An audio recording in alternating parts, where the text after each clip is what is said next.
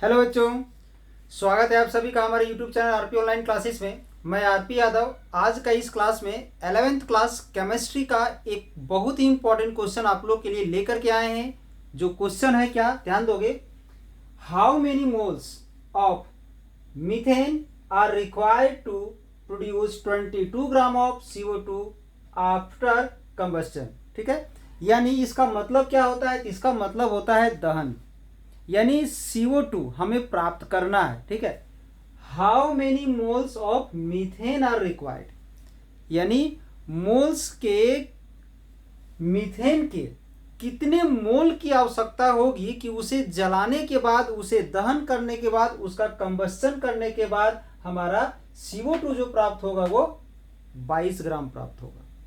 ठीक है, मीथेन को जब भी हम लोग ऑक्सीजन की उपस्थिति में जलाएंगे, दहन करेंगे, या कह सकते हैं कि ऑक्सीजन से रिएक्ट करवाएंगे, तो CO2 गैस तैयार होगा, बनेगा। तो CO2 का 22 ग्राम प्राप्त करने के लिए मीथेन का कितना मोल की आवश्यकता पड़ेगा? तो इसके लिए पहले हमें एक बैलेंस्ड इक्वेशन का जरूरत पड़ेगा। ठीक है, तो ध्यान दोगे।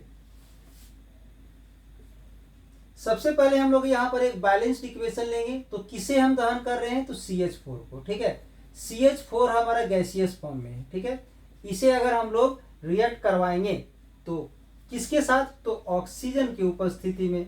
ठीक है, तो क्या बनेगा यहाँ पर? तो CO2 बनेगा, CO2 बनेगा और H2O हमारा बनेगा। ठीक है, क्या बनेगा? तो H2O बनेगा। अब सबसे पहले इस रिएक्शन को बैलेंस करना है।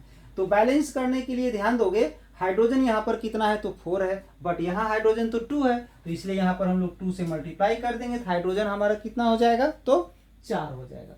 ठीक है, अब हाइड्रोजन हमारा बैलेंस हो गया। अब ऑक्सीजन को देखते हैं। ऑक्सीजन यहाँ 2 है, यहाँ भी ऑक्सीजन 2 है, दैट इज 2 and 2 4 ऑक्सीजन है, बट इधर तो मेरा 2 ही ऑक्सीजन है, तो यहाँ भी हम 2 बैलेंस करने के लिए मल्टीप्लाई कर देते हैं। ये रिएक्शन हमारा बैलेंस हो गया। अब इस रिएक्शन में यूज किसका है? तो इसका यूज है मीथेन का और CO2 का। बाकी इन दोनों का यूज यहाँ पर नहीं होने वाला है, तो उसको हमें नहीं देखना है। तो इसमें हम लोग फाइंड करते हैं पहले। ठीक है, ध्यान दोगे, इसमें इसके आगे कितना मोल है? यहाँ पर 1 मोल है। कितना है? इसका 1 मोल है, और CO2 के आगे भी हमारा 1 मोल है, यानी इसका भी 1 मोल है। यानी सीधा सा कहने का मतलब है कि मीथेन का 1 मोल का अगर हम कंबस्टन करते हैं तो CO2 का भी 1 ही मोल प्राप्त होगा। यानी इन दोनों का नंबर ऑफ मोल क्या होगा? तो सेम होगा। तो सीधी सी बात है, हम इसका नंबर ऑफ मोल्स यहाँ फाइंड कर देंगे, तो इसका नंबर ऑफ मोल्स हमें पता चल जाएगा। कैसे? तो नंबर ऑफ मोल्स का फॉर्मूला आप लोग पढ़े होंगे।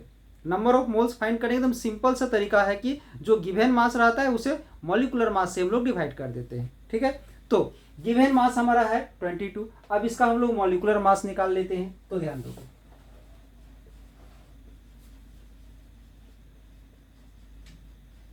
Molecular mass of CO2। तो CO2 का मॉलिक्यूलर मास हम लोग फाइंड करेंगे तो क्या आ जाएगा? कार्बन का 12 प्लस ऑक्सीजन का 16 होता है, बट 2 ऑक्सीजन एटम है, तो 2 इंटू 16 हो जाएगा, दैट इज 12 प्लस 32, यानी 44 ग्राम आ गया।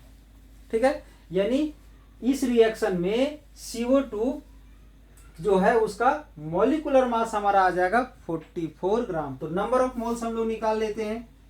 Number of moles of CO2 का नंबर ऑफ मोल्स तो आ जाएगा यहां पर गिवन मास इन ग्राम, इसके बाद ग्राम मॉलिक्यूलर मास।